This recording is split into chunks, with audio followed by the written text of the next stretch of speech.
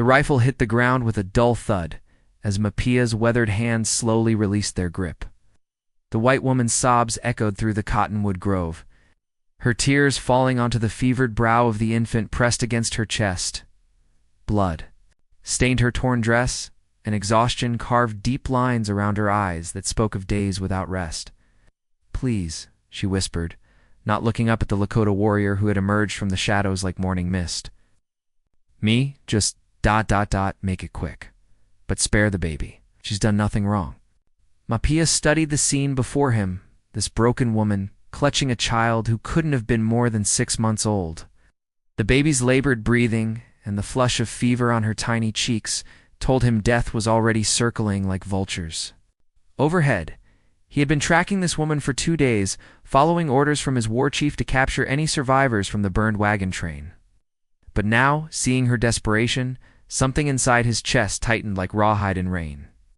"I am not here to harm you," he said in careful English, his deep voice barely above a whisper. The woman's head snapped up, revealing eyes the color of prairie sage green with flecks of gold that caught what little sunlight filtered through the leaves. Her name was Celestine, though she didn't tell him that yet. She had been traveling west with her husband's family when the Apache had struck their wagon train 3 nights ago.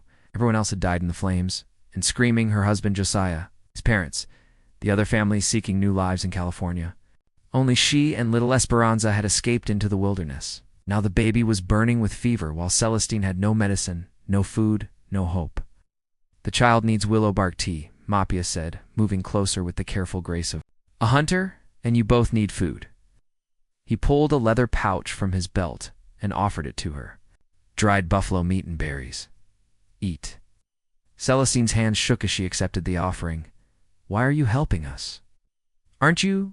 Aren't you supposed to be our enemy?" Mapia knelt beside them, close enough now to see the way her auburn hair had come loose from its pins and the freckles scattered across her nose like stars. "I have seen enough death for 10 lifetimes," he said quietly. "Today I choose to see life instead." He built a small fire while Celestine fed Esperanza tiny sips of water from his pouch.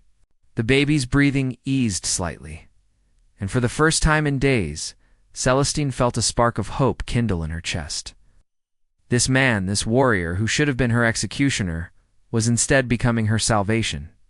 As darkness fell around, then Mopia prepared the willow bark tea with gentle hands that seemed to tender for someone who had earned his reputation on the battlefield. And Celestine watched him work, wondering how her world had turned upside down in the space of a single afternoon. Dawn broke over the hidden canyon where Mapia had led them, painting the sandstone walls in shades of copper and gold. Fever had broken during the night, and she slept peacefully in Celestine's arms, while the woman herself dozed against the warrior's broad shoulder. Aid stayed awake, keeping watch, his rifle within easy reach, but no longer feeling like a weapon of war. Celestine stirred as the morning light touched her face, and for a moment she forgot where she was. Then the events of yesterday rushed back: the encounter by the stream, this mysterious Lakota warrior who had chosen mercy over violence. The way he had cared for them both, as if they were precious beyond measure. "The child looks better," Mapia observed, his voice rough with sleeplessness. Esperanza's cheeks had lost their flushed appearance, and her tiny fist was curled around one of Celestine's fingers with renewed strength. "Thanks to you."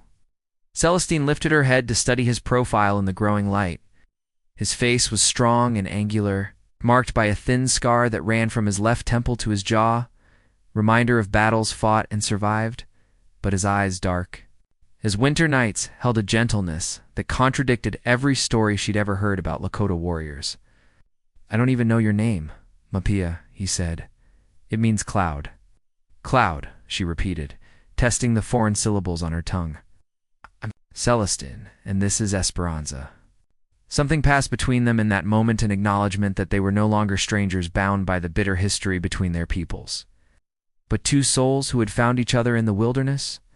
Mapia felt it like lightning touching earth, dangerous and inevitable. "My war party will come looking for me soon," he said, breaking the spell. "I told them I would scout the southern ridge, but when I don't return... will they hurt us?"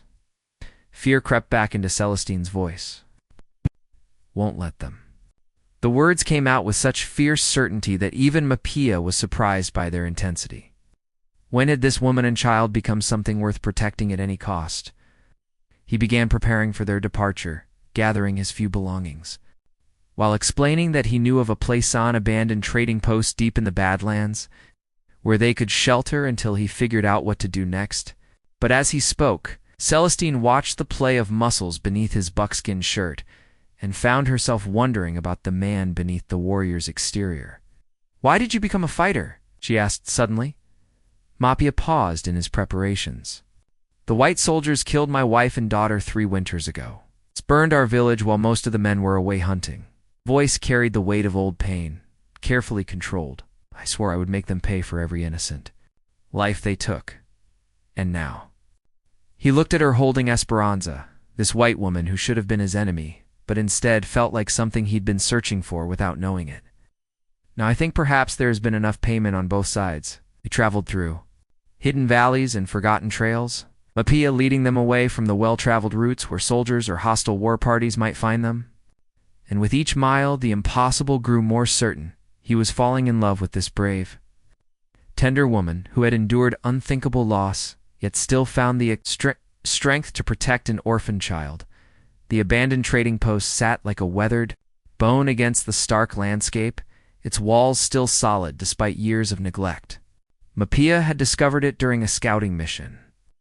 2 summers past a place where French traders had once bartered with various tribes before the military conflicts drove commerce away. How it would serve as their sanctuary. Celestine clutched Esperanza closer as they approached the building. The baby had been fussing all morning, sensing perhaps the tension that crackled between the adults. 3 days of traveling together had created an intimacy that both frightened and thrilled her.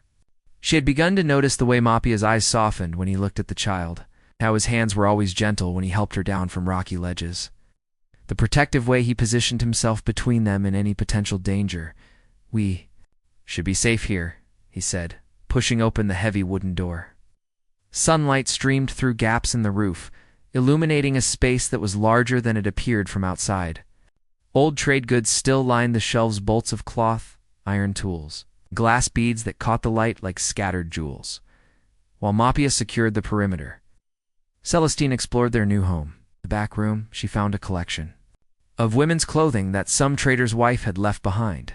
The dresses were simple but clean, and after days in her torn and bloody garments, the prospect of fresh clothes felt like a gift from heaven. When she emerged wearing a blue calico dress that brought out the color of her eyes, Mapia stopped dead in his tracks. Gone was the desperate refugee he'd found by the stream. This woman was beautiful in a way that made his chest ache, not just her physical appearance, but the quiet strength she carried, the fierce love she showed for a child who wasn't even her own blood. "Esperanza isn't your daughter," he said suddenly. It wasn't a question. Celestine's hand stilled on the baby's blanket. "No. She belonged to the Morales family. They were traveling with us when... She swallowed hard. "Isabel Esperanza's mother, she put the baby in my arms as she lay dying. Made me promise to keep her safe, and you have. You will continue to do so." The certainty in his voice made her look up. "How can you be so sure?" Instead of answering, Mapia crossed the room until he stood close enough that she could see the gold flecks in his dark eyes. "Because you have the heart of a warrior, Celestine. It's different from mine, but no less fierce." His hand rose to touch her cheek, and she didn't pull away. The calluses on his palm told stories of hardship and survival, but his touch was tender. As a prayer, in the growing twilight of their makeshift home, surrounded by the remnants of a world where their peoples had once traded in peace, anything seemed possible. "This is dangerous," she whispered. "Yes. We're from different worlds. Yes, if anyone finds us together, ... they won't." His thumb traced the curve of her cheekbone. "I won't let them." That night, as Esperanza slept peacefully on a makeshift bed of trading blankets, Celestine and Mapia sat by the small fire he'd built and talked until the stars wheeled overhead. She told him about her life in Ohio, her marriage to Josiah that had been more duty than passion, her dreams of starting fresh in California. He spoke of his childhood, learning to hunt with his grandfather. The joy he'd felt when his daughter took her first steps, and slowly, carefully, they began to build something new between them, not just attraction, but understanding. A bridge. Across the chasm that history had carved between their peoples, 2 weeks passed in their hidden sanctuary, and the abandoned trading post began to feel like home. Mapia had fashioned a cradle for Esperanza from an old crate, lining it with soft fox furs that kept the baby warm during the cool desert nights. Celestine had organized their living space with a woman's touch, arranging the salvaged goods into something resembling domesticity. But the outside world wouldn't remain at bay forever. Celestine was hanging clothes to dry. Behind the building, when she saw the dust cloud on the eastern horizon, her blood turned to ice as she recognized the blue uniforms of cavalry soldiers riding hard across the broken landscape.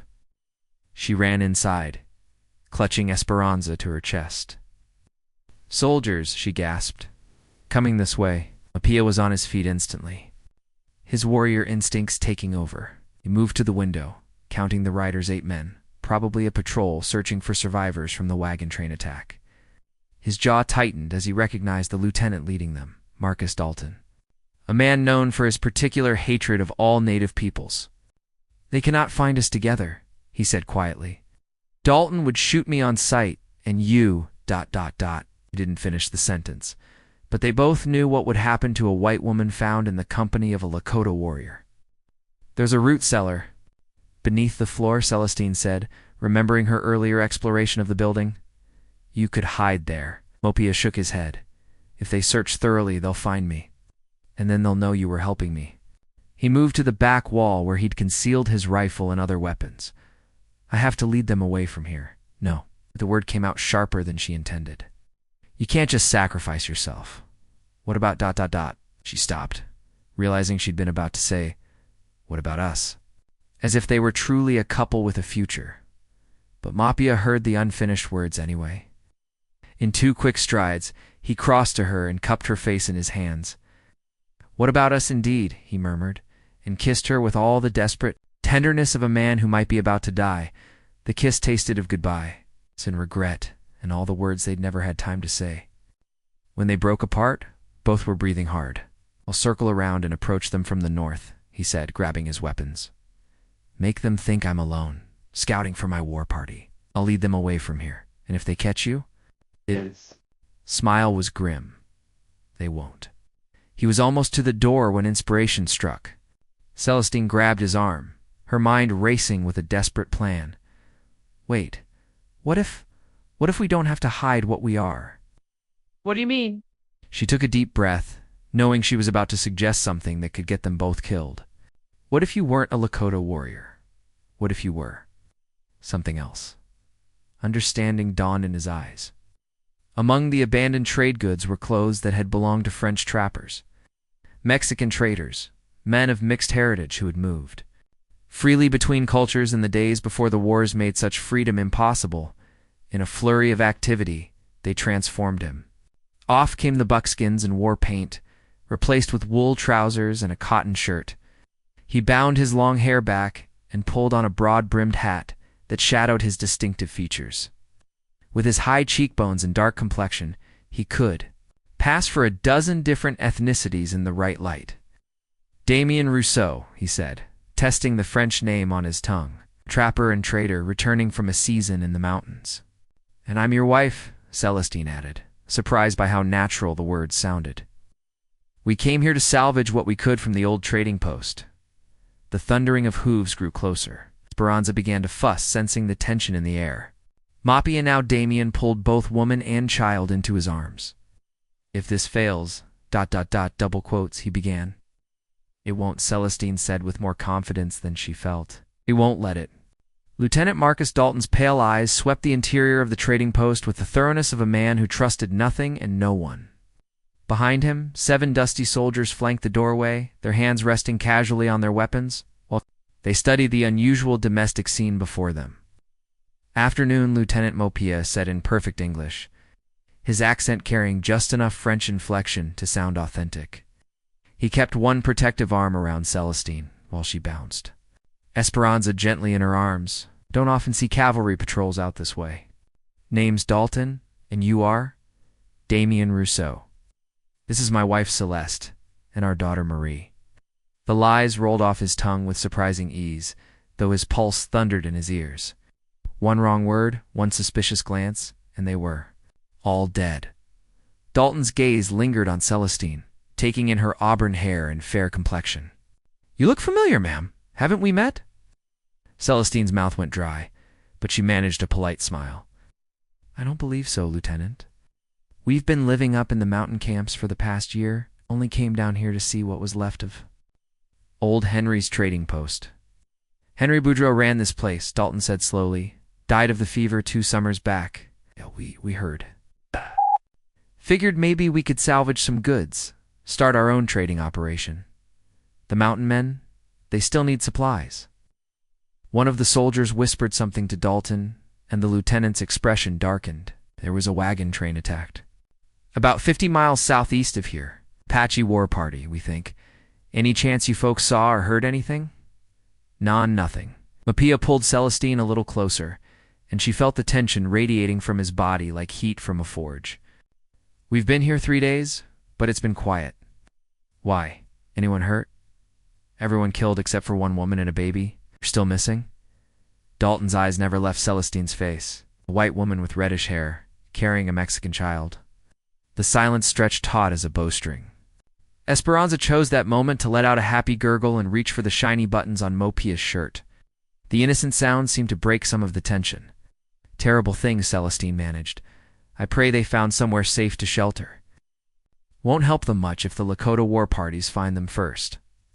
Dalton stepped closer, his spurs ringing against the wooden floor. He's been tracking a warrior named Mapia for the better part of a week. Goes by Cloud in English. Dangerous man, killed at least 12 soldiers in the past year. Mapia's expression didn't change, but Celestine felt his arm tighten around her waist. Sounds like you have your hands full, Lieutenant. Sure to keep our eyes open. For a long moment, Dalton stared at them both. Then his gaze dropped to Esperanza, who was contentedly chewing on her fist and gazing up at Mapia with obvious trust and affection. Pretty baby, Dalton said finally. Looks just like her papa, and the words hit like a physical blow. Celestine's breath caught in her throat as she realized their fatal mistake. A French-Canadian trader and his white wife wouldn't have a child with Esperanza's distinctly Hispanic features. They'd been so focused on disguising Mapia that they'd forgotten to explain the baby, but before either of them could respond, Mapia let out a rueful chuckle. Ah, Lieutenant, you have a good eye. Truth is, Marie here isn't our daughter by blood. Found her parents dead of cholera about 6 months ago. Poor Mexican traders trying to make their way north. One to die, so. He shrugged in that particularly Gallic way. What can a man do when his wife has made up her mind? Celestine managed to produce what she hoped was a fond, exasperated smile. He spoils me terribly, Lieutenant. I can't say no. When I find a creature that needs caring for, soft hearts get people killed out here, Dalton observed. But some of the suspicion had faded from his eyes. The story was plausible enough. The baby's obvious comfort with both adults lent credence to their claim. The tension eased another degree. When one of the soldiers called from outside, Lieutenant, found fresh water and grass for the horses. Permission to rest the animals? Dalton nodded curtly, then turned back to them. We'll be watering our mounts and taking a short rest. You folks mind your business, and we'll mind ours. Ours? The soldiers began unsaddling their horses. Mapia and Celestine retreated deeper into the trading post, their hearts pounding with the knowledge of how close they'd come to disaster. Night fell with the cavalry patrol still camped outside. Low voices and occasional laughter drifting through the walls of the trading post. Mapia sat in the darkness near the window, watching the soldiers' campfire and calculating distances, escape routes, the time it would take to reach his hidden weapons if everything went wrong. Celestine had finally gotten Esperanza to sleep. Despite the babies fussing over the stranger's presence, now she moved quietly to sit beside him, close enough that their shoulders touched in the darkness. Do you think they believed us? She whispered. Dalton's suspicious by nature, but yes, for now.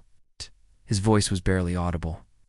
The real test will come tomorrow when they're rested and thinking more clearly. Through the thin walls they could Hear the soldiers settling in for the night, the clink of equipment, muffled conversations, the soft nickering of horses. So close to discovery, yet for the moment, they were safe in their bubble of deception. Damien Rousseau, Celestine murmured, testing the name again. Where did you learn to speak French so well? My grandmother was French. Married a fur trader before the wars made such unions dangerous. His fingers found hers in the darkness, intertwining naturally. She taught me her language along with her stories of the old days when people could love across the boundaries of race and nation. And now such love is called treason. His thumb traced across her knuckles. But that doesn't make it less real. The word love hung between them like a bridge neither had dared to cross until now. Celestine felt her heart skip as she realized he'd finally spoken it aloud. This impossible feeling that had grown between them despite every reason it shouldn't exist. Ma, P, Y, A, ... double quotes, she began. In the morning, when they leave, we have to make a choice, he continued quietly. We can't stay here forever. Sooner or later, someone will come looking soldiers, war parties, traitors who remember this place. And when they do, what are our options? He was quiet for so long, she wondered, if he'd heard her question. Then he spoke, his words careful and measured. I could take you north to Canada. There are French settlements there where a mixed family wouldn't attract much attention. We could build a life, raise Esperanza, be ordinary, and give up everything you've ever known, your people, your culture, your identity. She squeezed his hand. I won't ask you to do that. Not asking, I'm choosing. He turned to face her, though she could barely see his features in the darkness. 3 weeks ago, I was a warrior with nothing left to lose. Now I have everything to gain. Before she could respond, a commotion erupted outside. Shouts, running footsteps, the harsh whinnying of frightened horses. Mapia was on his feet instantly, moving to the window with the fluid silence of a hunter. What? Is it? Celestine whispered, clutching Esperanza closer as the baby stirred. Apache, he breathed. At least a dozen, maybe more. They've surrounded the camp. The night exploded into violence. Gunshots cracked like lightning, punctuated by war. Cries and the screams of wounded men. Through the window, Apea could see muzzle flashes lighting up the darkness as Dalton's patrol fought desperately against overwhelming odds. We have to help them, Celestine said, surprising herself with the words. These were the same soldiers. Who would have killed Mapia on sight, yet the thought of letting them die in ambush felt wrong. It's not our fight, isn't it? She moved to stand beside him, watching the battle unfold. Those Apache won't spare us just because we're not soldiers. And if Dalton dies here, more patrols will come looking. Eventually, someone will piece together that the missing woman from the wagon train was here. Mapia considered this, his tactical mind already working. She was right there. Safety depended on more than just hiding. Sometimes survival required action. Stay here with the baby, he said, moving toward his concealed weapons. Bar the door behind me and don't open it for anyone but me. Where are you going? He was already stripping off Damien Rousseau's civilized clothes, revealing the warrior beneath. To save some soldiers who would shoot me if they knew who I really was.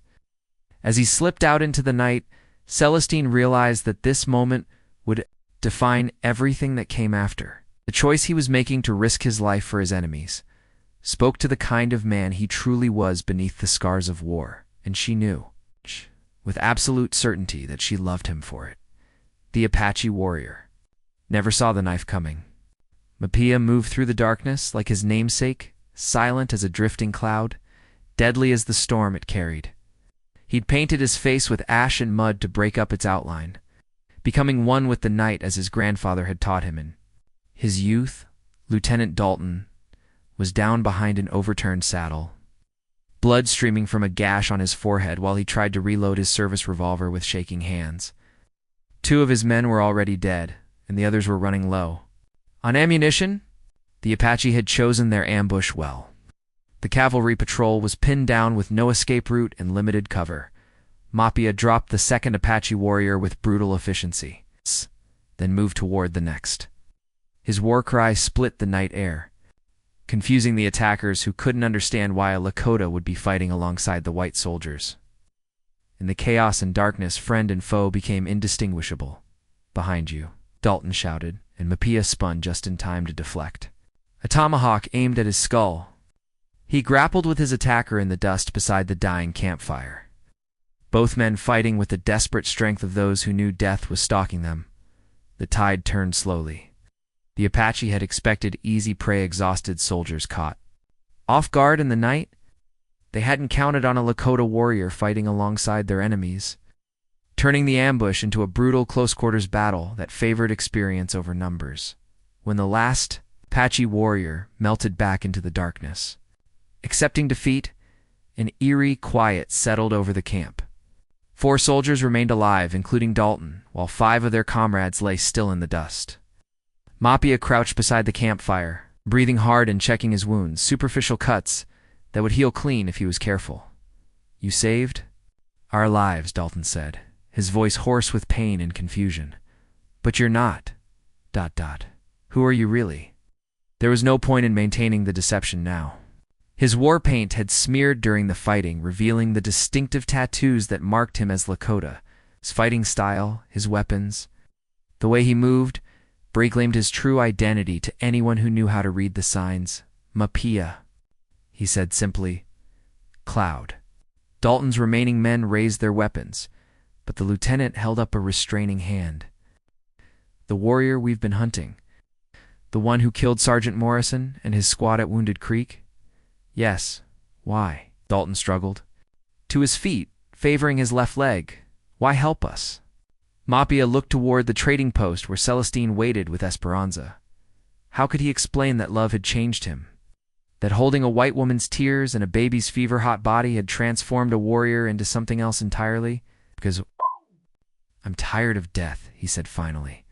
"Because some things are more important than old hatreds. The woman and child inside, they're not French traitors." "No, the missing survivors from the wagon train?" "Yes." Mapia straightened to his full height, accepting whatever judgment was coming. "Do what you must, Lieutenant. But know that they are under my protection." For a long moment, the 2 men stared at each other across the flickering firelight. Then Dalton did something that surprised them. Both he holstered his weapon. "I don't see any missing survivors," he said carefully. "I see a French trapper and his family who helped save my men's lives. I see a Lakota warrior who chose honor over vengeance. Understanding passed between them, fragile as spider silk, but strong enough to hold." The lieutenant's men looked confused, but they followed their officer's lead and lowered their weapons. "We'll be moving out at first light," Dalton continued. "Heading back to Fort Collins to report the Apache activity in this area, I suggest. You folks might want to consider relocating somewhere safer." As dawn painted the eastern sky in shades of rose and gold, the cavalry patrol prepared to depart. Mapia had resumed his disguise as Damien Rousseau, though the pretense felt thinner now, more fragile. Celestine emerged from the trading post with Esperanza, her eyes bright with unshed tears as she realized what had transpired during the night. "Thank you," she said quietly to Dalton as he mounted his horse. "For everything." The lieutenant touched his hat brim in a small salute. "Take care of that baby, ma'am."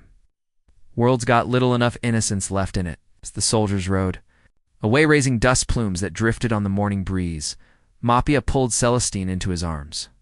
Esperanza gurgled happily between them, unaware that she had just witnessed the impossibly Amis becoming allies. Hatred transforming into understanding, love proving stronger than the forces that sought to divide them. "Canada?" asked, echoing their conversation from the night before. "Canada," Mapia confirmed. "Where Damien Rousseau and his family can disappear into the wilderness and live the life they choose." And Mapia, he considered this, watching the dust cloud of Dalton's patrol disappear over the horizon. Mapia laid down his rifle for the last time. What remains is just a man who loves a woman and wants to raise a child in peace.